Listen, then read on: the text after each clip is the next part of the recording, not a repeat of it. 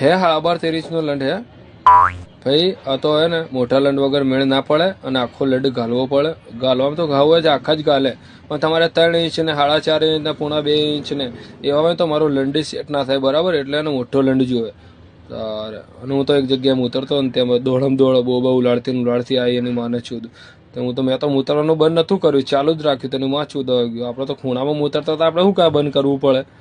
આ તો આવીને કે મુझको तुम्हारा काला कलर बहुत पसंद है અને मुझे तो काला कलर के ही लड़के पसंद है અને ધોળા કલર વાળે તો દગો આલતે હે, આવું બધું કહેते એની માને છે. તો હું પીગળી ગયો એની માને છે. તો ઇમોશનલ વાતો કરીને તો હું પીગળી ગયો.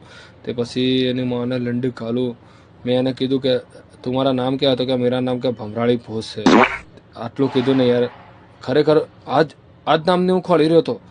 તારા એક જ્યોતિષે કીધું તું મને કે તું ભમરાળી ભોસ કે અંગાત કે તું आखा लंड घालोगे ना तो तुम्हारा वेड़ा वड़ जाएगी, क्या तुम्हारा चढ़ती आ जाएगी, आવું બધું કહેતો. એની માને ચૂતને મને મળી ગઈ. અને લંડ મોટા કરો ને તો એક ટીપ્સ આલું તમને. રાતે એને ચણાની દાળ એક વાટકીમાં પલાળી દેવાની અને ઊંટના ઓડિયા લાવવાના ને એ દાળમાં પલાળી દેવાના 2 કલાક સુધી